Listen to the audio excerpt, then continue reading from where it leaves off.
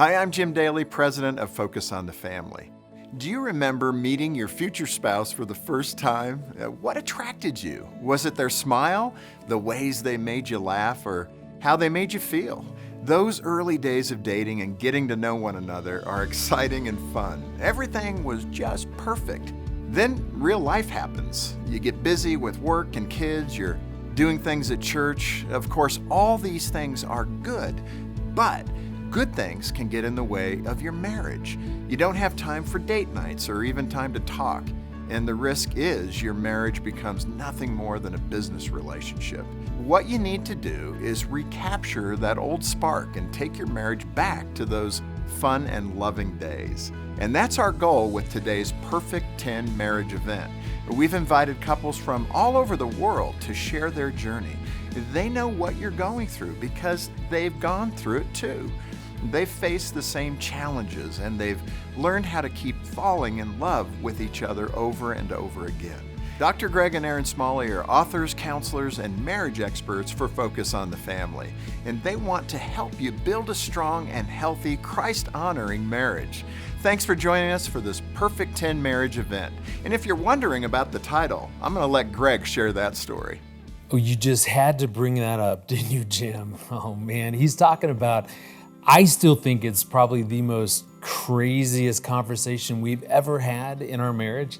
And it happened literally 2 weeks into our marriage. And I never in a million years thought we would be talking about it either, because it wasn't that big of a deal. I was just asking a simple question. I wanted to know how I was doing as a wife. So I asked, 0 to 10, how am I doing? 0, I'm the worst wife. 10, I'm the greatest wife. Where do I fall?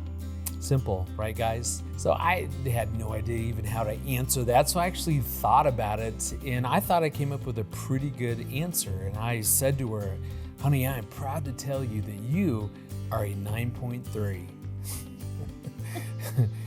And as you could imagine, you weren't real excited about that answer. And every woman out there gets it, that a 9.3 is like failing, essentially. We spent about another hour debating this whole number system. And I think it ended when Erin said, she got so frustrated, she said, oh yeah? She goes, I might be a 9.3, but at least I'm not a 5 like you are. Ouch, that wasn't very nice. Well, as a C student though, that felt about right.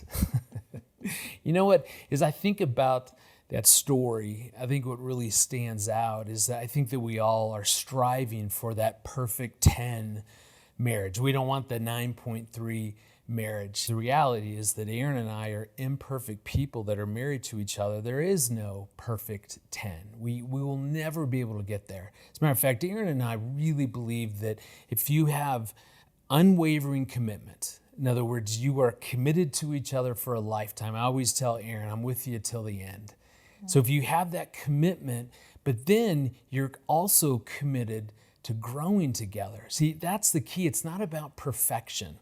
It's not about getting that 0 to 10, that 10 marriage, although Erin is a 15 now as a wife. We've grown a lot, and you're about a 15 as well. So it's not about figuring out how do we have the perfect marriage. It's just accepting two imperfect people who are committed for a lifetime, who are going to keep doing things to grow together. And that's really what we want to focus on, is some areas of importance that we need to be growing in. Today we want to encourage you and your spouse to grow in 5 main areas: communicating with each other, spending time together, dealing with conflict, sharing responsibilities, and strengthening your intimacy. Our hope is as you delve into these 5 areas, you'll grow closer together and grow closer to God through this experience. So to unpack these 5 areas, we've invited couples from all around the world who are going to share their stories and how they've worked through these issues and how they're stronger now in their marriage. You're not going to be just staring at a screen. We're going to include fun challenges and activities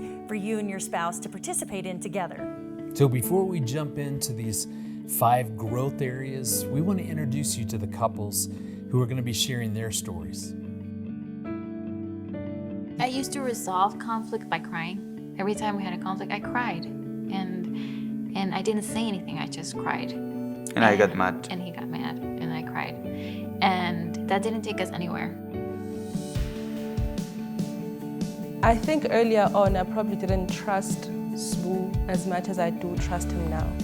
I trust his motives now. I trust that he's for me and he loves me. Whereas probably in the early years of our marriage and our living arrangements, I was more on defense mode because I felt like it was him and his mom and I'm just the outsider.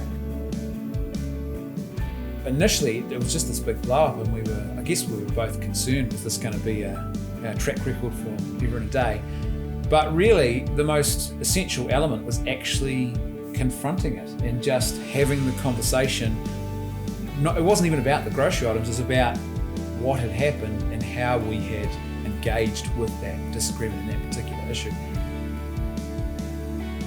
One of the things that helped me that stop doing it.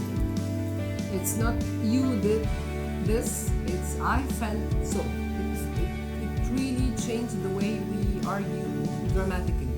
I felt bad when you did it so, not you are bad when you did so. Because sometimes I feel he's not caring enough for all the labels that we have, but sometimes I felt is more accepted from his side. Intimacy increases as we get to know each other. I know now more than the day when I married Jean that she loves me. I know now with deeper assurance that Jean loves me today more than what I could even imagine, ever possibly imagine on the day of our birth when we got married.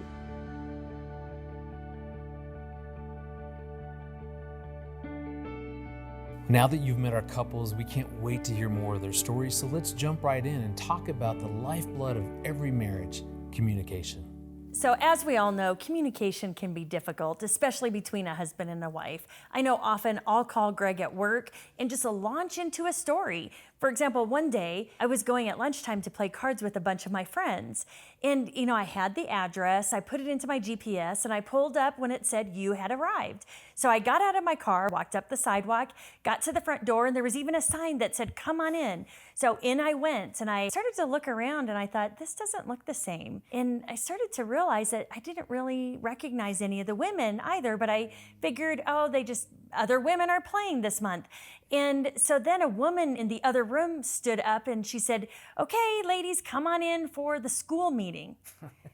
And so so she said, are you not here for the school meeting? And I said, no, I'm here to play cards. And she said, who plays cards at lunchtime? And so she said, whose house are you looking for? So I told her and she said, oh, that's 2 doors up. Humiliated. But I had to call Greg and let him know that this crazy thing had just happened to me. Even though I was in the middle of work when Aaron called, and I think I was really focused on something, which oftentimes is hard. So Aaron will call if I'm in the middle of something. It's really hard to connect. But that really is what you were trying to do. Mm-hmm. You weren't trying to waste my time or interrupt my day. You were trying to connect. And that's the essence of communication. It's all about connection. Mm-hmm. There's a researcher here in the States, Dr. John Gottman, who looks at bids for connection, that actually when our spouse approaches us and brings something up, like, hey, listen to what happened to me today, really what I was saying is, I want to connect with you.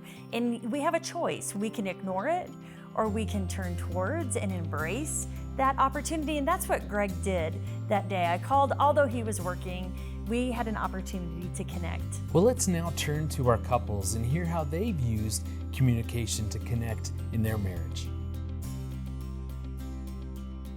I remember once we were driving together. We were going on this trip, and at the side of the road, they were selling watermelons. I just said, oh, look, they're selling watermelons. I like watermelons.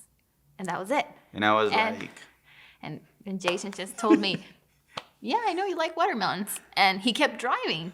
And I got really sad, and I started feeling bad, and I got angry. And Jason was like, why are you angry at me? What's wrong? And I said, I told you about the watermelons. And he told me, no, you told me you like watermelons, but you did not tell me that you wanted watermelons. So I understood that I can't just say something and like interpret that Jason's going to interpret it what I'm trying to tell him to do if I don't actually tell him what I really, really want. We passed a while ago. Yes. Again, and they were selling watermelons, and I told him I want watermelons. So we bought the watermelons. Some of the lessons that I've learned about communication in our marriage, I've learned that it's actually not good to come into marriage with a lot of assumptions about marriage and how, like, I think because I work at Focus on the Family, you kind of have like, you know what you should be, how you should be talking and how communication is supposed to go. And then coming home and then that's not happening. For me, it would cause a lot of frustration where I felt like we were just not doing the right thing, we were not. And Usbu felt like, you know, he felt like I had a lot of expectation, like very high expectation of how he was supposed to communicate and how we're supposed to communicate as a couple. So it used to cause a lot of issues for us where he felt like I didn't receive how he's communicating and how he's wired. I already had standards for him that I needed him to rise up to, you know. So I think that was kind of a big barrier in the first years of our marriage. But I think I've learned how to allow him to communicate the best way that he can and allow him to be himself and allow me to kind of, you know, grow to understanding how he communicates and how I can better communicate because of how he's wired as well. I'm not very good in listening, and I confess, I mean, I know that I'm not very good in listening. Okay, sometimes I pretend I'm listening and I just nod with my head like this. And I know that sometimes even my opinion is not very effective. So I stay silent. And when I say my opinion, she do always the opposite. So Just about clothes. yeah, just clothes, yes. For main events that happens in my life, of course, I have no other choice. I always share my experience with her. This is good for me because sometimes I'm rushed and she is my mindset. She is my, no, you have to wait, you have to go that way. What about doing this stuff? And so I really respect her opinion most of the time, and I love to share my experience life with her. When I want to share something, I can never wait. So as soon as the thing happened, I keep calling him. I keep trying to reach him wherever he is. If you are at home, definitely I will go directly and tell him. But even if he was out, I just text him or send him a message or tell him just the super title of the news of what I want to share. Which is a little bit annoying, by the way. I mean, Yes. sometimes I'm doing my work and I have some stuff to do, and she called me, can you imagine what happened with my friends? Okay, come on, Dina, this is not the right time. And let's make it later. So sometimes it's annoying, but it's okay. I mean, it's very important that, well, for me as a wife, that I can see that Brendan is listening to me. So he needs to nod and he needs to say, yes, dear, or words to that effect, and not be looking at his phone. Absolutely.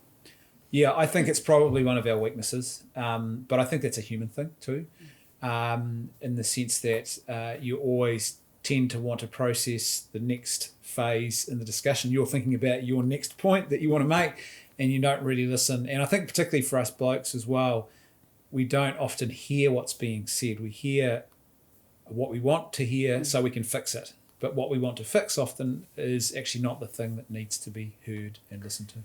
Doreen will always tell me, please, could you do this? And I don't know what I hear, but I hear something. And when she comes home, it's usually not done. But yeah, we try and work it. I mean, so now I've asked her to write things down for me, because when she lays out her instructions, sometimes it feels demeaning. It's like, oh, now she's mothering me. But if she writes them down, I'm easily receptive towards them, and then I can execute them. Yeah, and I think a miscommunication for me as well, like I normally think that Usbu's like me, where I tell him something, I think that he's received it, and I'll come back and it's not done, and he's like, please remind me. And I'm like, but I said, you know, please do this. And he's like, but please remind me because I'm not wired like you. So it's a miscommunication because I think that he's going to grasp it just because I've said it, because that's how I am. When you say something, I receive it and I'll do it. And but I'm usually in the nothing box during that time. But he's not. I need to remind him. We'll talk about it, but I'll have to remind him again, like, hey, do you remember that I said this? Can you please do it? You know, so yeah. And you've done well. Thank no, you. really, like, I do need reminding. Yeah, thank you.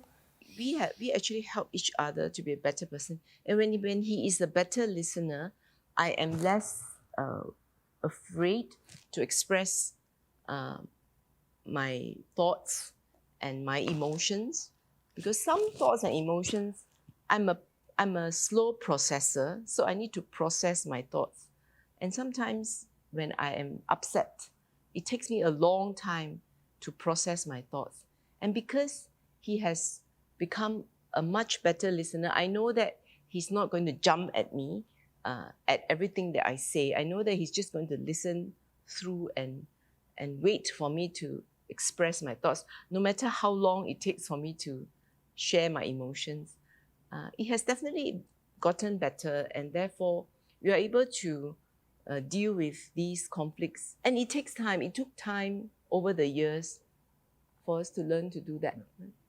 When you just show that you are available and you're just free to hear even the unspeakable things, it really matters. So I felt it sometimes by presence, just presence. I mean, it's part of listening. And of course, the active listening is something that's very special. Now, Chris, when he shares that he's not good at listening, actually he's good. I choose bad times to tell stories. Yeah? Sometimes while he's watching TV or something, so I'm telling stories. So maybe it's playing games. It's listening and it's choosing the right time to share, I think. Talk about what times of the day are best for you to have conversations, especially about serious things. Like I, for instance, don't like it when Brendan wants to talk about something serious at like 10:30 at night because I'm tired and I know that I won't sleep well and I won't process things as well. And I have to make sure that Brendan's available for conversations so that he's actually going to remember what I've said, not just expect him to take on board whatever I want to tell him when he's trying to do work. So yeah, I think it's really important to choose those times wisely. I think too, it's the fundamentals really matter. I mean, like if any of those gimmicks like talking sticks and things work for you, great. But for us, they're just gimmicks. And so what we needed to address was the fundamentals, like listening to the other person. That was absolutely essential. And figuring out what your communication styles are, like how you actually like to have a serious issue raised with you and what you expect that conversation to look like, not the content of it, but how you think it should unfold. And then I guess also is preparing for the fact that your communication style is going to have to adapt once you start having children, because that you can't then just drop everything and have a conversation on the spot once you've got children to care for as well. When I have a concern, I usually keep to myself, which is a huge dark spot in my life. She picks that up from me, and then she creates an environment which is safe for me to speak and share my concern with her. Yeah, Oswu is not really good with sharing concerns. I'm normally the one that actually has to say, hey, please, I have to throw it out of him, honestly. And it's tough, but I've learned to give him grace in that area, that, that's his issue.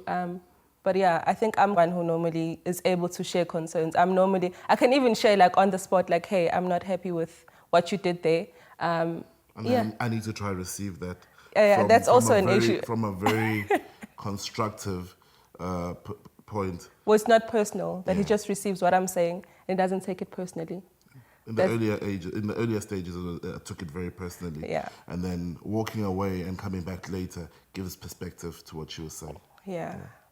Actually, you have to learn to listen to your spouse and trying to know and understand what she's feeling, what she's trying to say, not actually what she's saying, but what she's trying to say. You have to communicate. Because you are so different. You think that you're perfect, know each other, but no, you're really different, and you will discover some things really amazing and stressful and annoying and some things you will enjoy a lot, but for growing together you have to communicate, and for learning to communicate you have to communicate. We live in a country where there's so much diversity, where I'm Zulu, that's my ethnic clan, and my wife I'm is Sutu. Sutu, yeah. So even there's barriers. You need to find a middle ground, and you need to shut out other voices, because we live in a time that is very opinionated. There's social networks, there's parents, there's families, and all of that. And when we get married, I don't get married to her, I get married to her family. And that's how we are taught, that when you get married, so it's so easy to shut her out and listen to her mom because I'm thinking I'm getting closer to her. Yeah. So my advice to newlyweds is that shut everybody out and focus on each your other. family. Yeah. Yeah.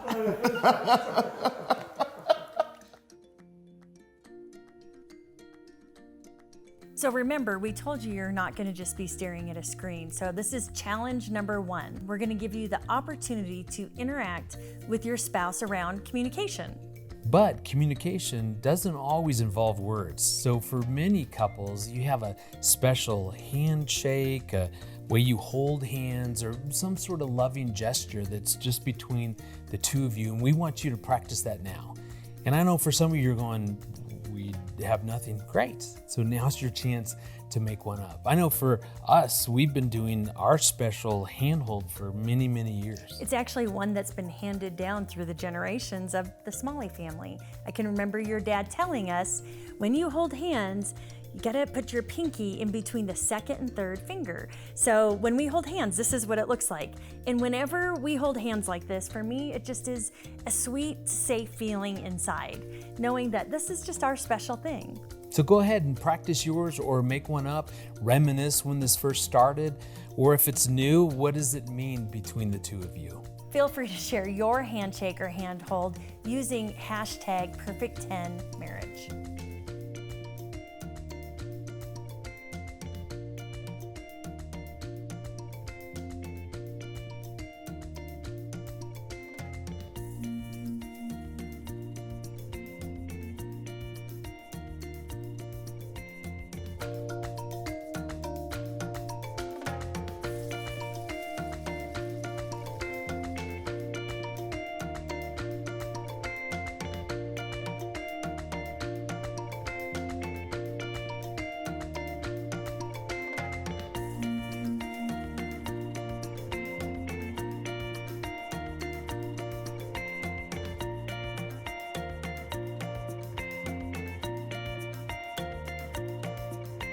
Welcome back. We hope that you enjoyed your first challenge and you came up with a really good handshake. Well, we want to shift and talk about the importance of spending time together. Certainly we're all busy, we have a lot going on, and this can be really hard. I know it is for us, but Aaron and I certainly try to, as best we can, prioritize date nights. I remember one of my very favorite date nights happened, there was a new sushi restaurant that opened up near our house. And remember, we were so excited to go. Sushi heaven. Like, is all you can eat as much as you wanted. So we say that again, all you can eat sushi. So off we went on our date night. We were so excited, and we just ordered everything we ever wanted. And soon we began to slow a little bit with our eating because we were getting full. We finally at the end just said, you know what, we've got to tap out, and we asked for to-go container for all of our leftover sushi, only to be informed that not only could we not take it with us, but we had to pay for anything that was left on our plate. And that was so confusing. So we did what any good financial stewards would do. We just tried to eat and finish up whatever sushi was left. And we were just so full, and we still had sushi. So my wife did something that to this day, I still am so pleasantly surprised. I was so proud of her. Well, I don't know if it was just me. I think he participated too. I began hiding, or we began hiding sushi behind the curtain. There was a little decorative vase that had beads in it, and we put one down there and covered it up. And I had some soup, and I was trying to dunk sushi we turned inside bowls that. over and put them there. And then we realized actually what we were doing, and we started cracking up, and we're like, we're gonna have to pay for the sushi. Yes, it was probably the most expensive meal we've ever had. In so many ways, life is exactly like this all-you-can-eat sushi, because the sushi just keeps coming at you and at you and at you. And now we're all busy raising kids and working and church activities and friends. And you think of all of the responsibilities, and it can be overwhelming. We feel like that overflowing sushi plate.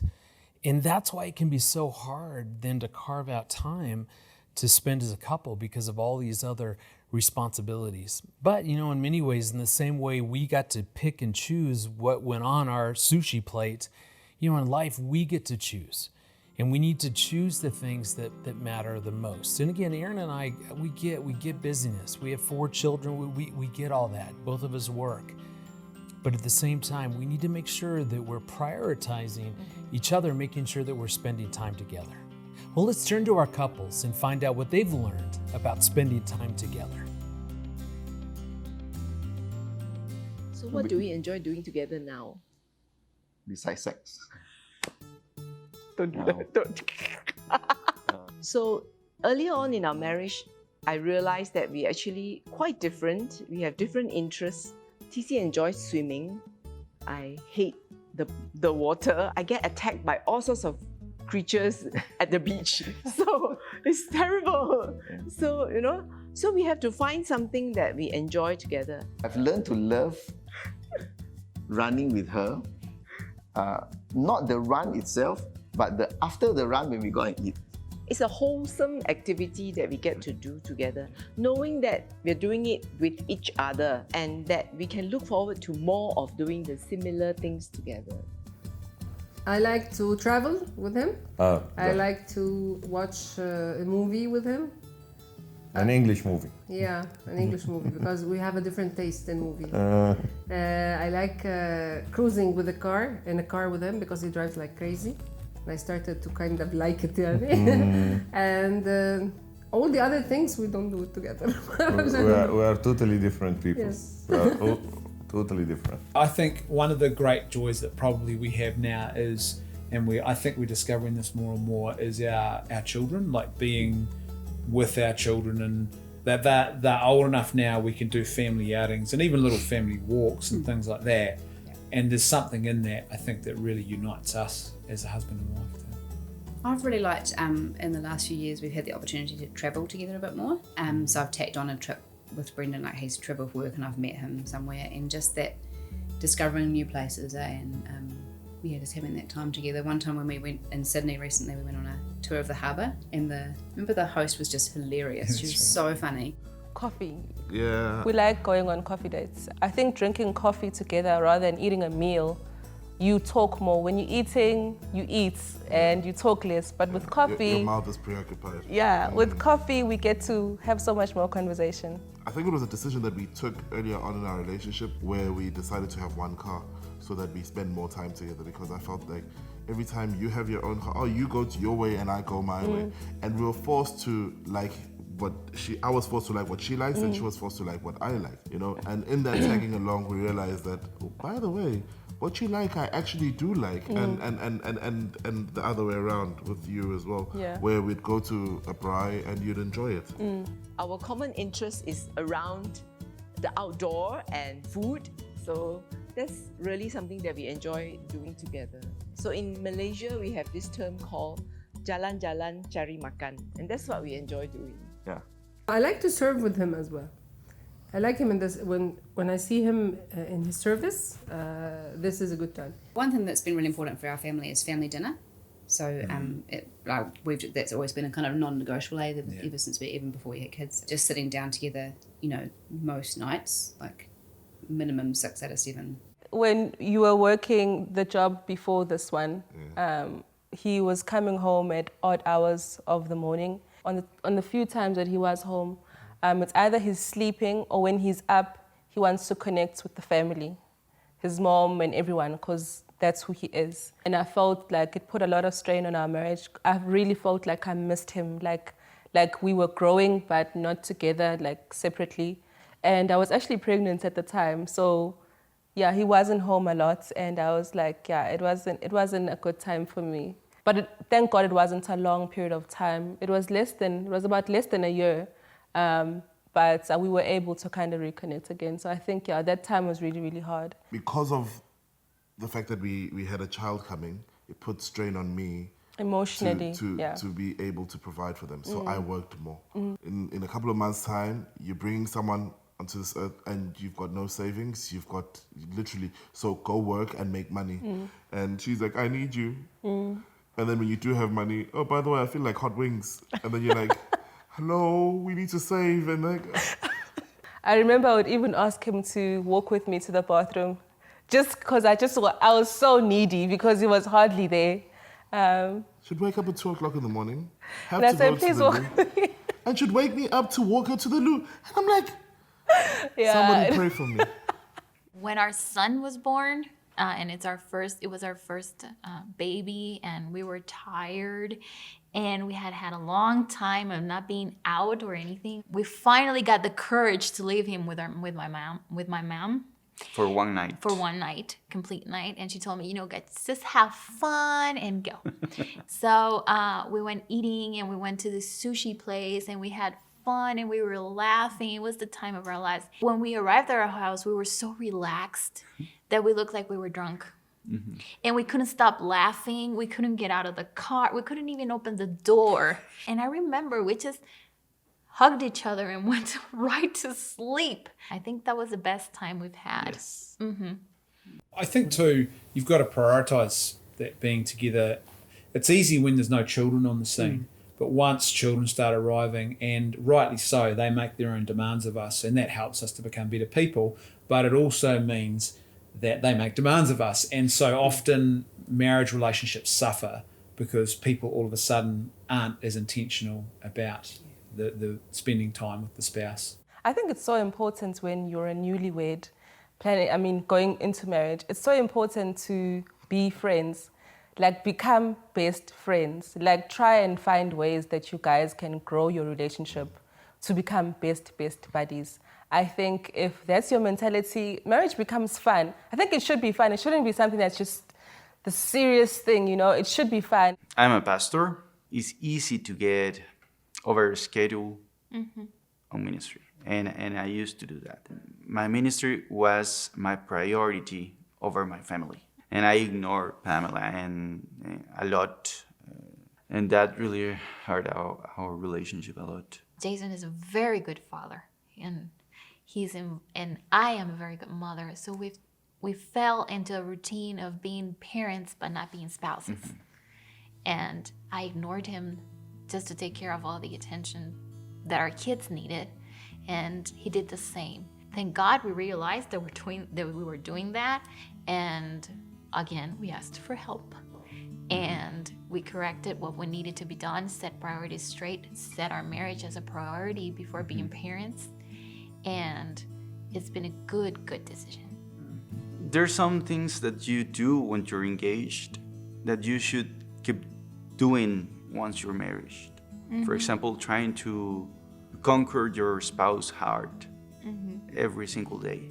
I think it's basic. It's something that we cannot ignore, or we cannot have excuses for not spending it, because all of us have excuses. But creating a time is doable. It's something doable. We just have to be oriented to do it. You're never too busy to spend time with the people you care about.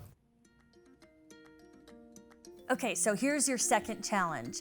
Think about one of your most favorite date nights that you've ever had with your spouse.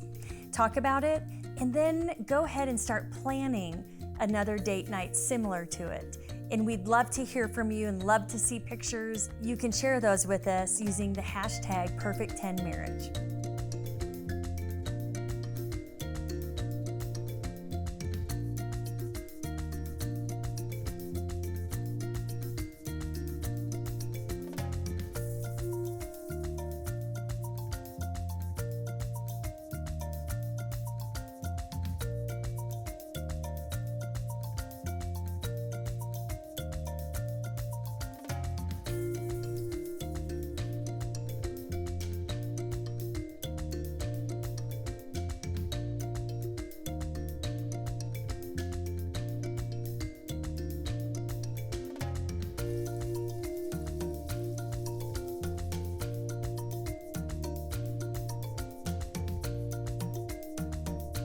Welcome back. We hope you enjoyed reminiscing about some of those earlier dates.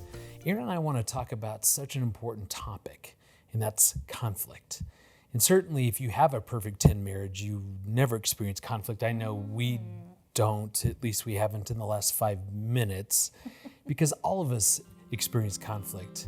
I'll never forget the time that we were taking our youngest daughter, Annie, to a soccer game, and it was just, I was stressed. I think I had stuff going on at work that I needed to be doing. Well, and we were late, of course. And yes. It always amazes me, these little parks become like mounds of people on the weekend for soccer games. And so, of course, the parking lot was jam-packed.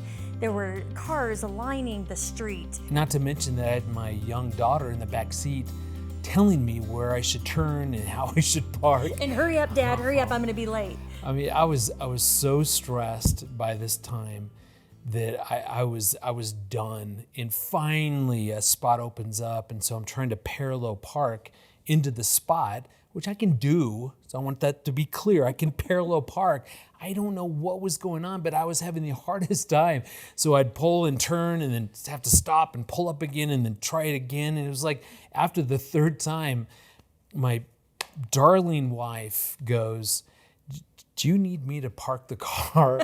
Well, I could tell you were getting frustrated and Really? that your heart rate was rising. And I was like, you know what, really, honestly, I'm okay. I'm good. I can park the car. You take Annie and go. Well, my simple suggestion didn't go over real big. Because I understand what you were trying to say, and that was very gracious of you to offer that help. How I heard it at the time was, you're an idiot. You can't park a car.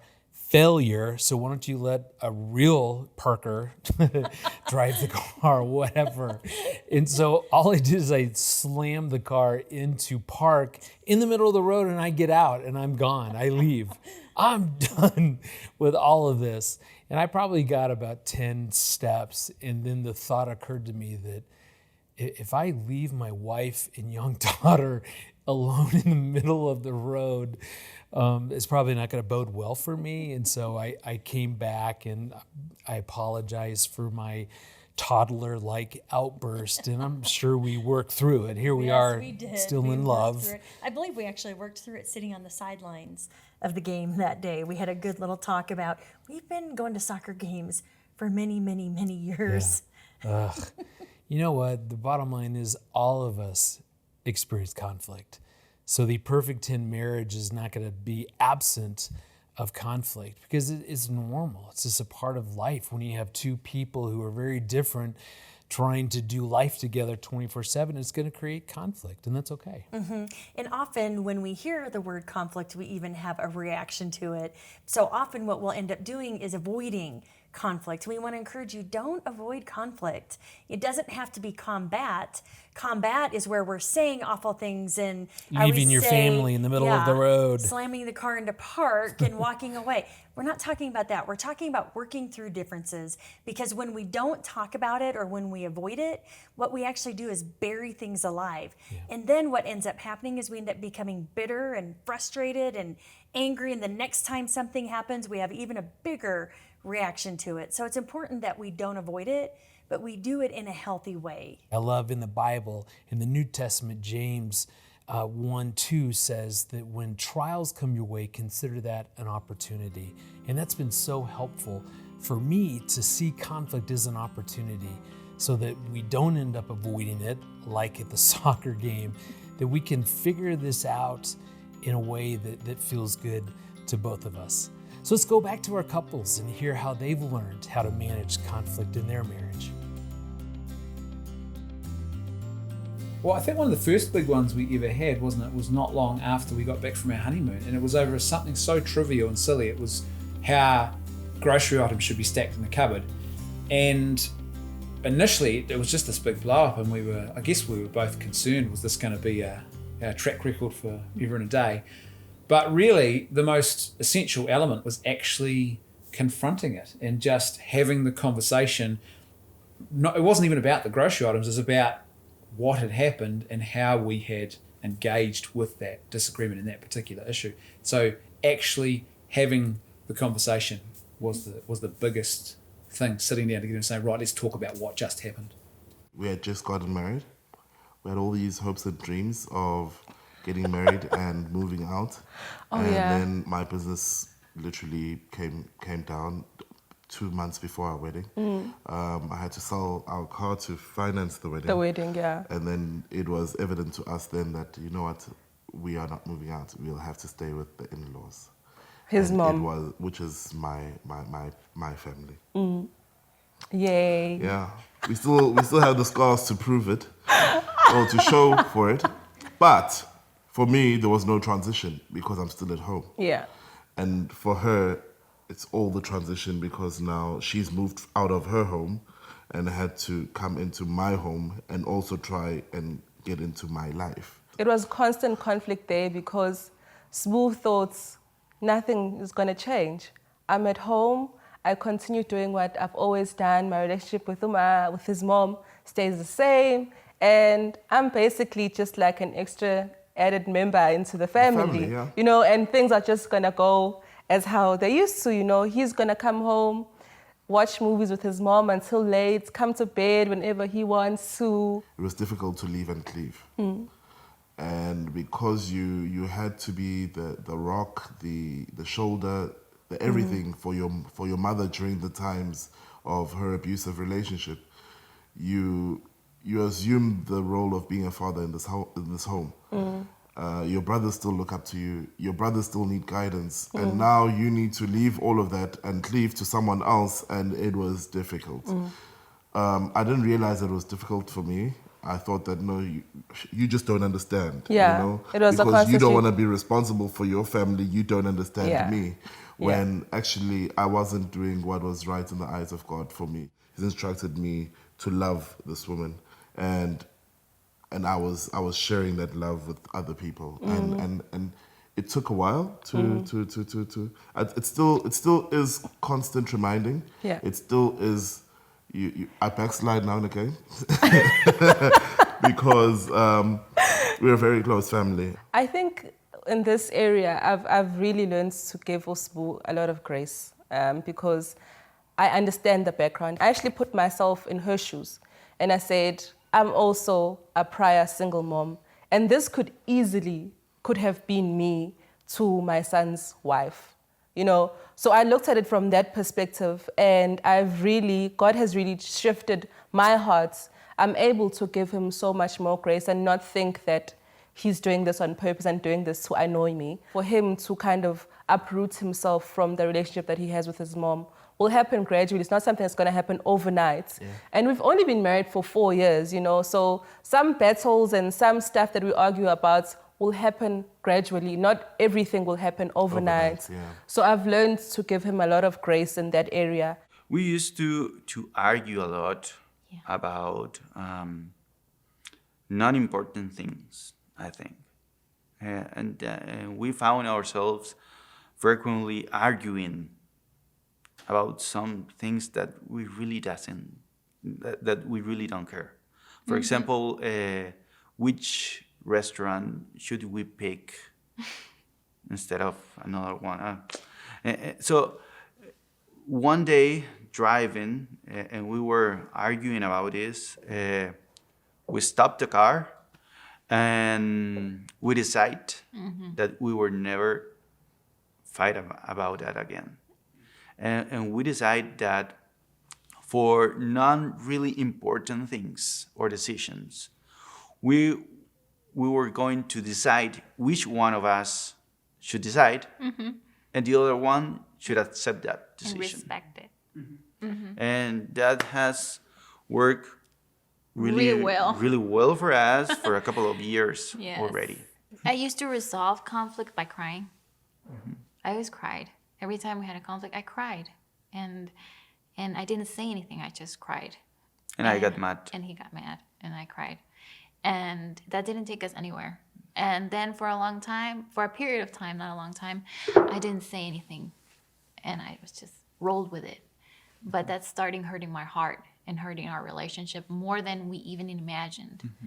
And then we asked for help and learned how to deal with conflict the correct way and how to communicate the correct way. And it was perfect for our marriage. And now we have our boundaries, we have our rules, and we know how to fight, basically. Disagreeing is healthy. I mean, this is healthy for marriage. I mean, the very smooth marriage is not healthy. So sometimes you have, okay, we say in Egypt it's pepper over the food. It's some pepper in the marriage is required, and I think it's healthy, yes. One of the things that helped me that stop pointing. It's not you did this, it's I felt so. It really changed the way we argue dramatically. I felt bad when you did so, not you are bad when you did so. Because sometimes I feel he's not caring enough, or all the labels that we have, but sometimes I felt is more accepted from his side. Is it? Maybe. Okay. I don't know. There was one period where we were both emotionally really drained, and we were in a conflict. There was a particular conflict that we really couldn't move on, and we just couldn't move on, yeah. And so we actually have a couple mentor whom we went to, and these are people who love us, who will listen to us, and they will not judge us. They will give us loving advice, and that's something we are very blessed to have. But it's also something that didn't just happen. We have been very intentional in surrounding ourselves, our families, with people, like-minded people who love us, who care for us. And so these are people who have really helped us in times of conflict. Yeah. Mentors are important for me because they provide a very safe place for me to sound out and to express my thoughts, my frustrations. And the fact is, not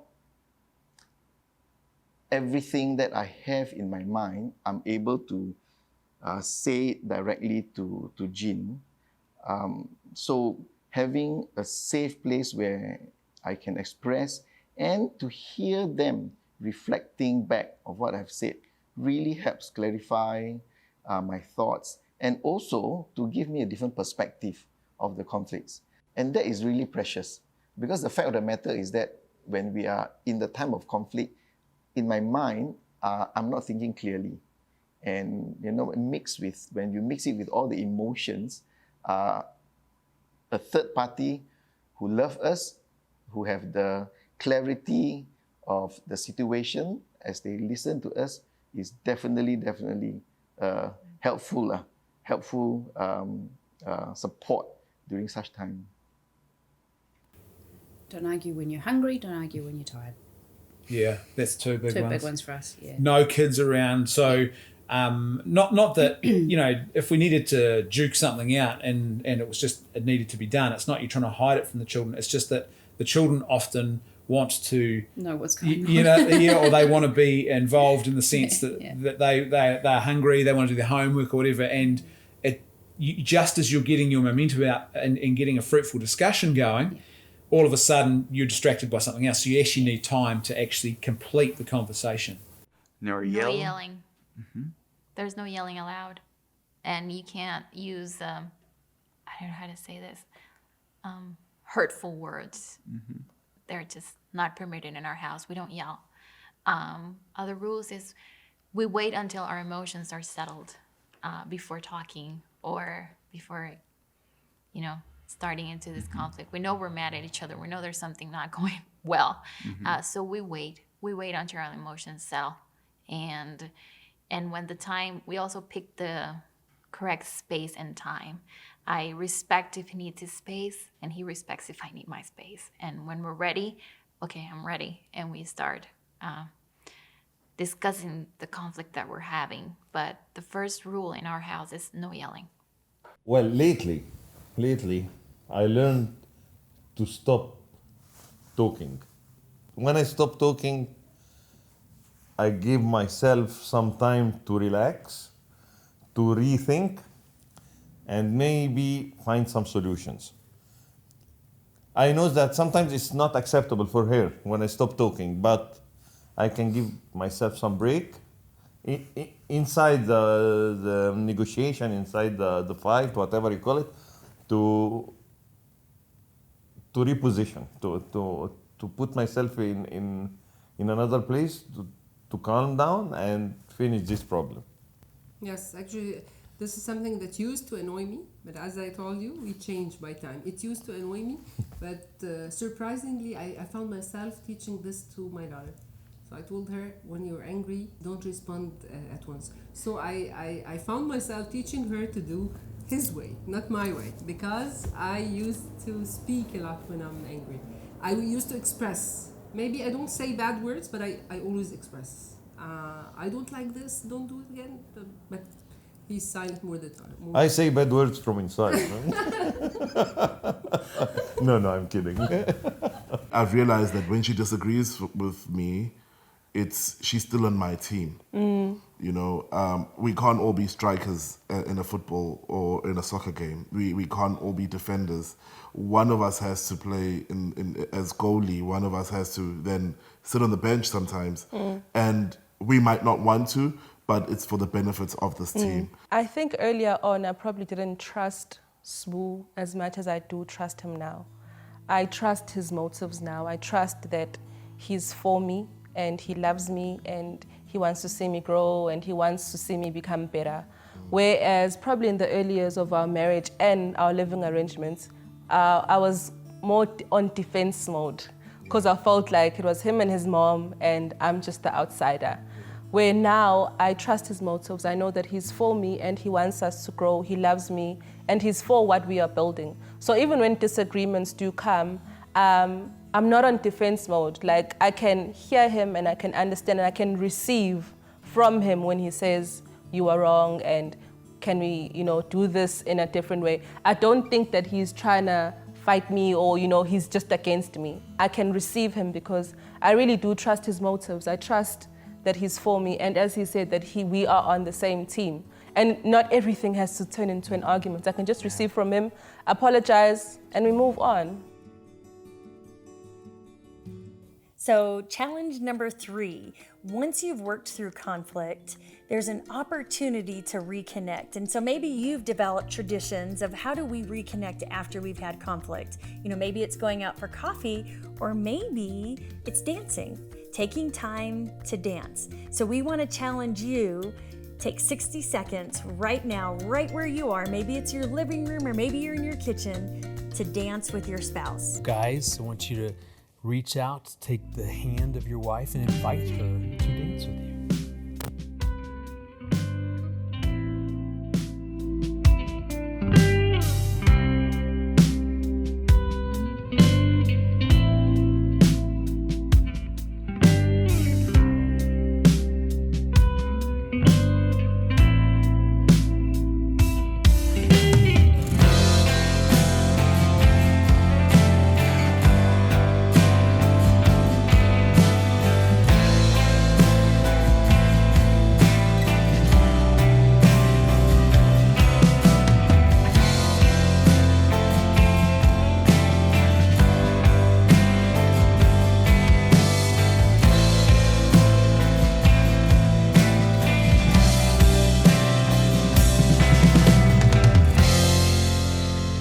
Welcome back.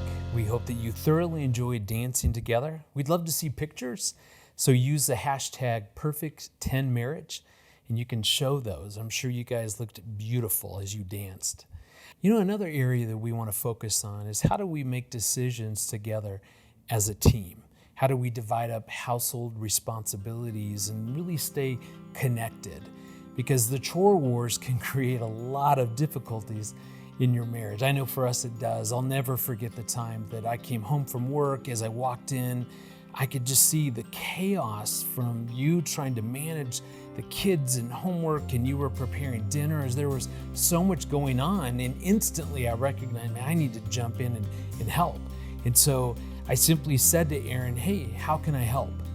And I'll never forget your response. I'm guessing you didn't expect the response you got, because I was kind of like, you know what, Greg, half of all of this is yours. So I think I said something like, you're a big boy, jump in wherever something needs to be done. And I don't know that that went over real big. I remember feeling so offended, like, oh my goodness, I was totally just offering my help out of the goodness of my heart, and you're now attacking me. So I kind of very quietly went about helping. And then later on, I went to Aaron and said, hey, earlier, I gotta be honest, that kind of hurt my feelings. I said, I genuinely walked in and saw that you needed help, and I was really just trying to do that. And she said, at every time that you simply offer your help, what you're implying is that all of this is my responsibility, and you're just out of the goodness of your heart offering to help now. But ultimately, it's still my responsibility. And I just kind of sat there bewildered thinking, well, surely that can't be how I really think or feel.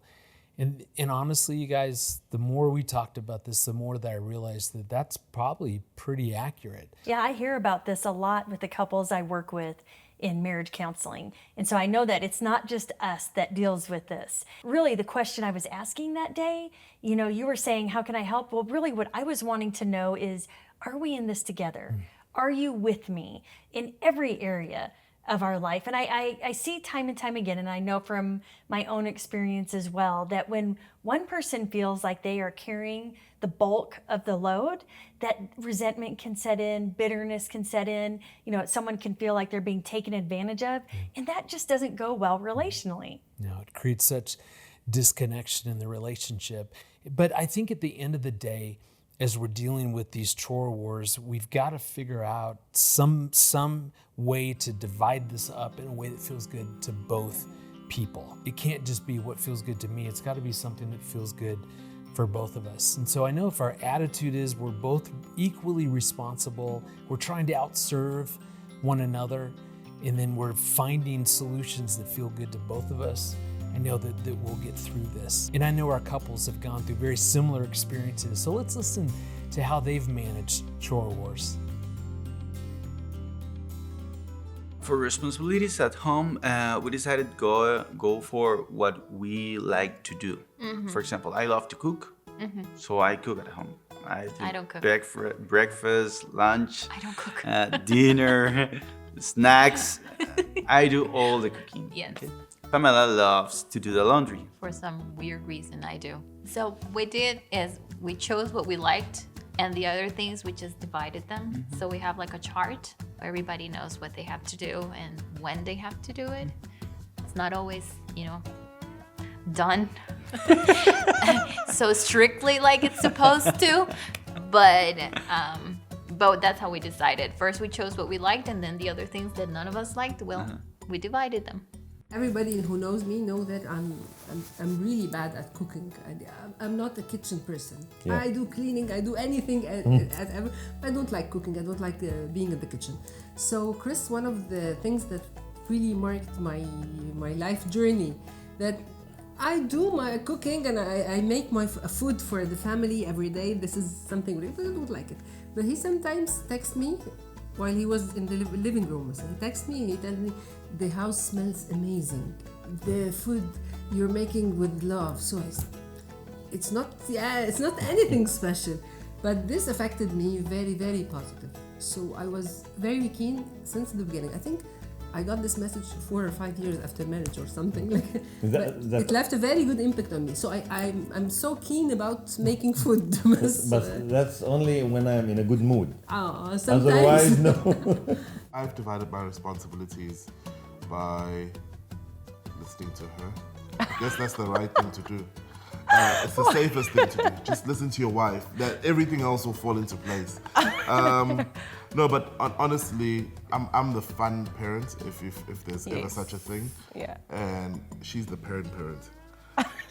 She's the chore parent. She's make sure everyone is in bed, routine. Yeah. And just chill, man. I know that one sure way to invoke the wrath of my wife, my beautiful wife, would be to either sit back and do nothing, like around like a crucial time, like say dinner and bedtime, or to disappear into the office without having a just cause, let's say some emergency had happened, but just be gone, and then she's left to it.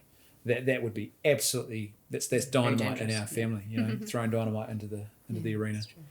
I think we've got better. Well, I think I've got better at things like I used to wait to be told. So you know, can you do this, or you know, can you bath the kids, or you know, now we just sort of we're a bit more familiar. I'm not perfect at it, but we are a lot more aware, I think, of just okay, this is the time of day where X, Y, and Z needs to be done. Yeah, someone's got to do it. We'll do it.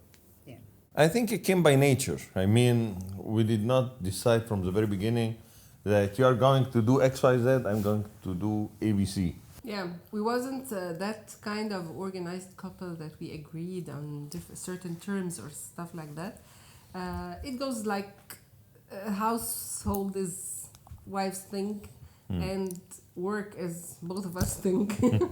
Actually, Chris started to step in house things only for emergency, and this one of the things that was very pleasing, and recently it happened. But this is good. Yeah, but it happens. يعني when it comes like this, even especially for a working wife, it really helps.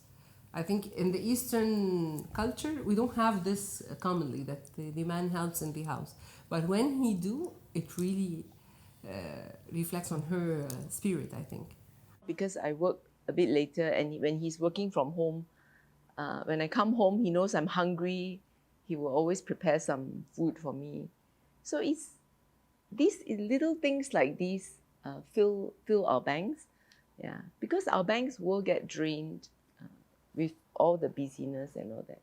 One of the things my dad was amazing at, and this is why Brendan got himself in trouble, was that he used to walk in the front door from work, you know, get home and he'd be tired, but the first thing he would say to my mum is, what can I do to help?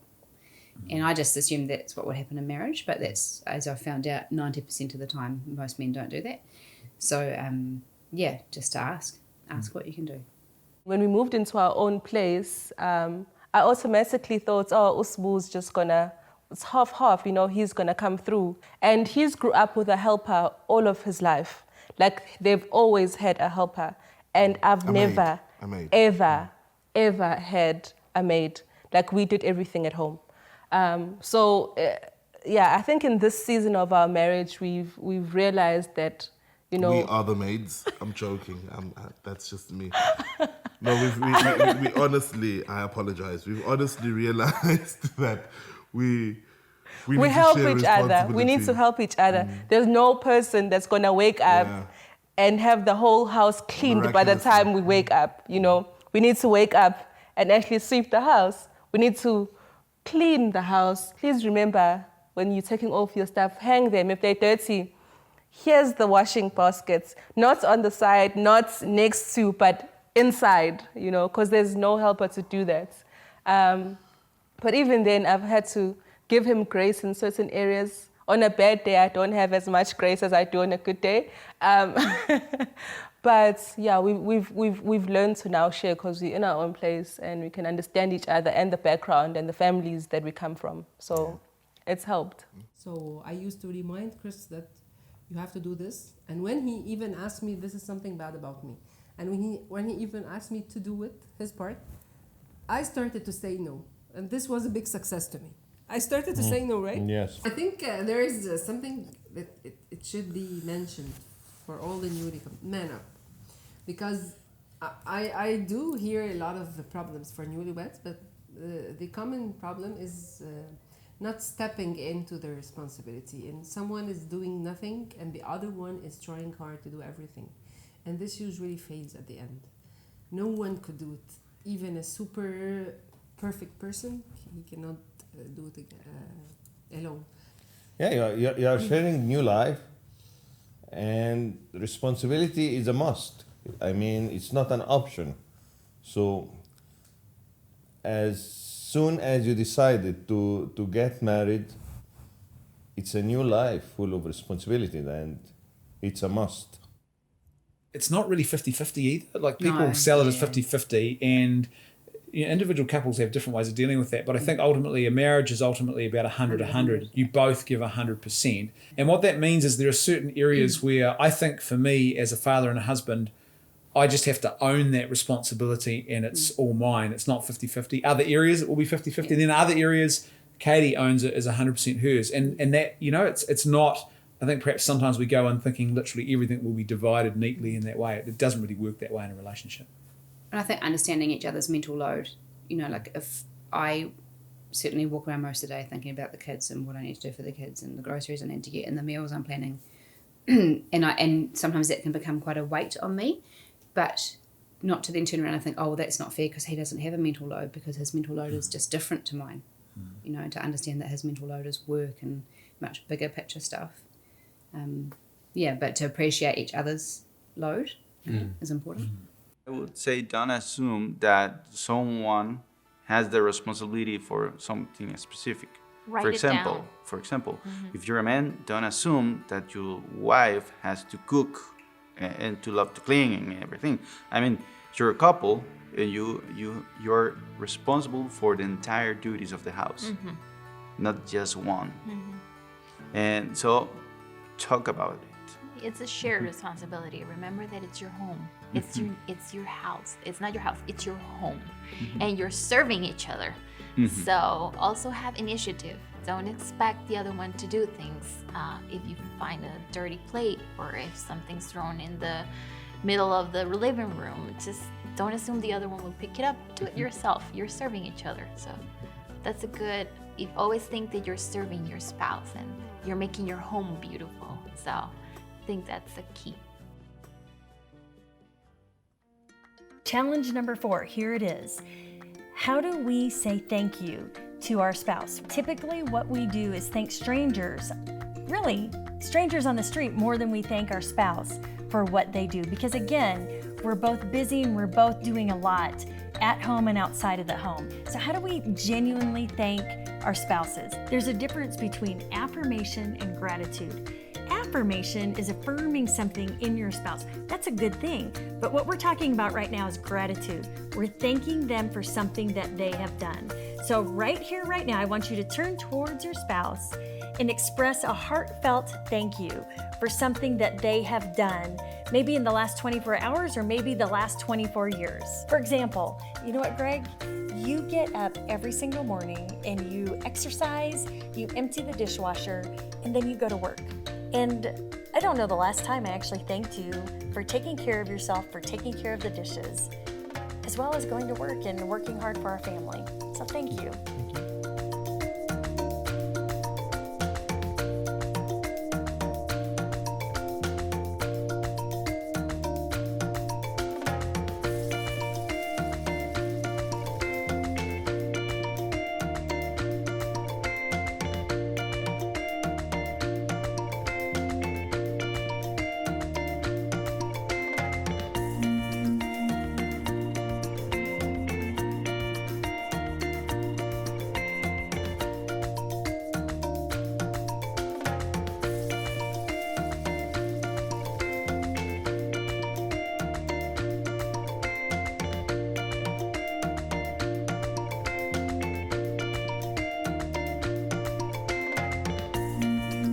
Welcome back from the challenge. We'd love to hear, what are you grateful for? Feel free to share that with us by using #Perfect10Marriage. So now let's talk about intimacy. It's a great topic, my favorite topic to end with. And we're not just talking about sex. There's so much more to intimacy than just our physical relationship. I think one of the most important things that we can keep in mind is that we're always changing. I'll never forget the time that I knew that there was a lot going on, you were worn out, and so I think I called you and said, hey, don't worry about dinner, I'm gonna pick up dinner on the way home. And so as I was driving by this pizza place, I'm like, oh, Aaron loves pizza. And so I pulled in and ordered your favorite pizza. It's pineapple and ham pizza. Proudly brought that home, handed it to you, was waiting for the big, huge display of affection for bringing you your favorite pizza. Do you remember what happened? I do remember, because what Greg had forgotten is that I had developed gluten intolerance. So now I ate gluten-free pizza, and I actually didn't even like pineapple and ham pizza anymore. I liked pepperoni mushroom gluten-free pizza. And I know in that moment, Greg was like, I don't even know what a gluten is. No. I just said, hey, put the gluten on my side of the pizza. I thought it was a topping or something. No. And I'll never forget that moment of just realizing when did she stop liking pineapple and ham? And all it did was help me to remember that I need to make sure that I'm staying current with Aaron. And so we want to encourage you to keep the attitude of curiosity, that I know that Greg is always changing, I'm always changing, and if I keep the attitude of curiosity, well then I'm not going to assume that I know what he's thinking or feeling or what he wants on his pizza even. That asking and being curious about who our spouse is today. You know, another important part of intimacy is to remember, like we said earlier, that intimacy is more than just sex. Sex is definitely an important part of intimacy. But I think for every human being, there's a deep longing to be known. And that's what I love about this idea of being curious. Not only is curiosity about staying current, but I need to stay curious about what's really going on in the inside, because I want to deeply know Aaron. Intimacy is such an important part of our relationship. So let's find out from our couples how they continue to grow in their intimacy. I would say that our culture told us that once we were married, we were going to be having sex all day long, every day, everywhere. And that's not true. Sexual education is not very common in Egypt. And even for new generations, we are not having it in a transparent way, because sometimes we are shy. I tell you honestly, the expectations about the frequency, the importance of the frequency, it was one of the hugest parts of the culture serves. Usually young couples are disappointed because even life is not the same after marriage. Both coming from a Catholic background and having waited for marriage, to sort of shake off a little bit of the, it's naughty, do you think? Yeah, that I shouldn't be doing this, because for so long you've been like, no, we can't do that. And then all of a sudden you can do it, and you're like, oh, hang on a second. Yeah. You have to sort of shift your perspective a little bit. I think that's changing a little bit now these days, but yeah, without being taught. We come from a culture that's not open-minded. It's routine. It's not spontaneous. That is very secretive. That is very set in its ways. If you can recall a time you saw your parents kiss in front of you. Yeah. Never. Yeah. There's no intimacy. Yeah. Because what are you teaching the kids if you do that in front of them? You close the curtains, you switch off the lights. It has to be dark. It has to be dark. And you don't get to appreciate the next person's body because you're ashamed about your own body. That's why you do it in the dark. Because no one must know about it. So much that even when we were married and Doreen said we were pregnant, I was like, oh my gosh, we have proof. Our parents will know that we are having sex, you know? So it might seem very stupid to someone across the world that we feel like this, but this is who we are. Yeah. And that's how we were raised. Since we decided to keep ourselves in purity during our relationship before getting marriage, once we get married, it was like discovering each other. We got to know really quickly that sex is physical, but it's also emotional relationship. It has a lot to do with the relationship and with even a spiritual aspect of our lives. One of the high expectations that community shows is about not about the intimacy, it's about sex itself. So it turned to be that intimacy is the best part of it. It's not the action, it's the surrounding of it. I think this was one of the things that changed after marriage. You've got to be willing to realize that quite possibly your expectations have been formed wrongly. And I think it's important. We live in a very porn-saturated, a very hypersexualized culture that has an emphasis on the physical, biological act of sex and not much more. And for us as Christians, we know that that isn't the be all and end all. And I think often there's a real danger, even Christians take that sort of stuff into their marriage and they have this expectation of what they think sexual intimacy should be, and it's not correct. I think the most beautiful thing about it is really when there's just that sort of raw, honest intimacy. It's not about the sex or the sexual intimacy. It's just about being together naked and having a conversation about mundane things. Who's doing the shopping tomorrow? Things like that. There's a deep level of intimacy that you get to after being sexual with your spouse that you can't compensate with anything else. And I think the reason why is because you're vulnerable at that stage. So you're at your most vulnerable when you are naked, when you have to bear all your scars. Because dressing up when you first meet someone, you could have all the makeup in the world, you could have all this glorified persona, and then all of that comes off for this intimate session. And knowing that, when you've seen all of me, you still love me, you still appreciate me, and you still think I'm the most beautiful woman than any other girl you meet on the streets, and you've seen me, all of me, It makes you feel so loved and feel so known by your spouse, being intimate in that way. Like, it makes you feel like your spouse knows you that well, and he still chooses to love, to stay and be with you and do life with you. Yeah. The other point is, we always tell young people about sex is that it is a 20-year warm-up. And what it means is that it gets better. What it means is that be realistic, that it is not just the whatever that you see in Hollywood. That's not real. It's a learning process. It's not like on the movies, it's just going to happen and boom. It's growing every day. And we've been married for almost 10 years and we're still growing in that area. Things don't magically happen. You make them happen. So I think you don't have to be afraid to open up to your husband or to your wife and tell them what you like and what you don't like, what makes you feel uncomfortable, or what you do like and makes you feel very happy. You have to talk it naturally and don't take it personal.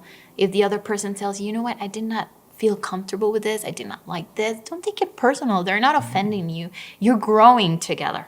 So just remember that the more you talk about it, the more you grow on it, and the better it will get. 2 points I would like to say. Number one is not to compare your situation with any other couple. Number two is to choose your resources. So as long as you choose the right source, you go a healthy life, you go a right life, you go a straight life. So comparing and the sources. Never ask your friends, never ask other couples. You have only one source and you have to go through it to reach your goals. Yeah, reading from the proper sources, I think. Exactly. But knowing more is not a bad thing. It's going to be a very good thing and healthy in intimacy issue. When Chris mentioned the Christian resources, one of the things that I've read early in my marriage and it really affected the idea of the sacrifice. We all have a cross in our rooms or something like that. So the idea is giving more than taking, even in their relation, sounded to be very related to this part of our marriage.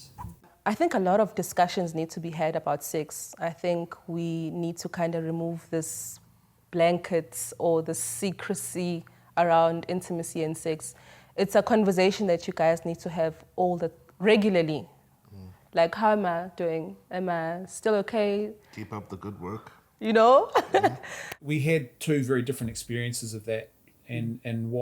So Katie had been very faithful and waiting for marriage. I'd made plenty of mistakes in that regard. So, it's funny what our expectations were, and mine was shaped perhaps a bit more negatively, and you can say in many ways Katie's was shaped more positively, and it was sort of learning to find that happy medium and negotiate that, and me to deal with mine and Katie to deal with her issues. Coming into the marriage with a child from a previous relationship, I had a lot of shame. So I wasn't even able to connect with my husband on a deep level because I had that I have proof that I was sexual prior to my husband.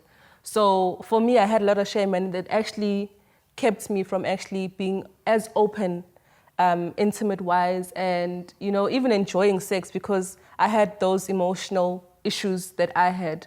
And we come from a culture where if you had a child outside of marriage, you were shunned upon. It is a bad thing. So I have a lot of shame, and it's like a barrier that keeps me from getting as close and as intimate as I should be with my husband. I've learned to understand that with ladies, their body changes and they might not be receptive to having sex like they did before. I've changed my ways, even in appreciating her at her lowest. When I know that she feels like she doesn't feel good, to always reaffirm and reassure her that you're still sexy, boo. I think also bringing God into that, I think it's probably one area where a lot of Christians initially view it as this sort of, that's the thing we do, and hopefully God's not looking. In actual fact, it's this beautiful participation in this gift that he gives to us, and so why wouldn't he be part of that as well? And I think, it's not the separate thing. It's very much part of the gift that God gives us of marriage. Everything being equal, you will be drawn apart. Yeah, not just in sex, but in every part of your marriage. And therefore, we always say that you have to protect it like a mother hen protecting little chicken, like fierce protection. Sex is not just the icing on the cake, but a vital ingredient of the cake. Intimacy increases as we get to know each other, not just on the act of sex itself, but also with all the other part of the cake coming together. Our communication gets better, we understand each other better. I know now more than the day when I married Jean that she loves me. I know now with deeper assurance that Jean loves me today more than what I could even imagine, ever possibly imagine on the day of when we got married. A marriage was created for us to enjoy it, every aspect of it, and sex is a big part of it. I think it's a word for women mostly, to not see it as this thing that is just for your husband or dutiful, but to actually get to a place when you can actually enjoy it for yourself as well. Do it. I think sex is good. I mean, sex is good. Enjoy sex. Enjoy each other. Sex is good. She said that. I want to just emphasize that sex is good. So challenge number 5, we have saved the best for last. We want you to turn towards your spouse and kiss for 15 seconds. Now, I know you're thinking, oh, this is so awkward. The Guinness World Record for the longest kiss was broken by a couple in Thailand, and they kissed for 50 some odd hours straight. I know, that's unnecessary. So all we're saying is turn towards your spouse, kiss for 15 seconds. On your mark, get set, go.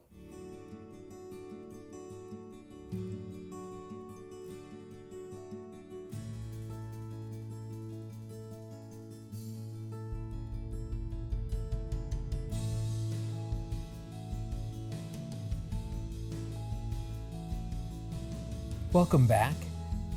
Well, okay, some of you need to stop kissing, so I'm thrilled you've taken it that serious. We began our event really talking about that none of us can achieve a perfect 10 marriage because we're imperfect people. And really it's about staying committed to each other and committed to growing. And that's why we covered some important areas that Aaron and I believe are essential to have a strong marriage. And so we've talked about communication, time together, conflict, shared responsibility, and intimacy. And so I have one more challenge for you. As a couple, choose one of those 5 areas that you're gonna focus on continuing to grow in over the next weeks and months to come. And don't forget that Focus on the Family is here to help, so be sure to reach out to your local office. And we have absolutely loved being with you and sharing this time with you. So again, thank you for investing in your marriage and thank you for spending this time with us.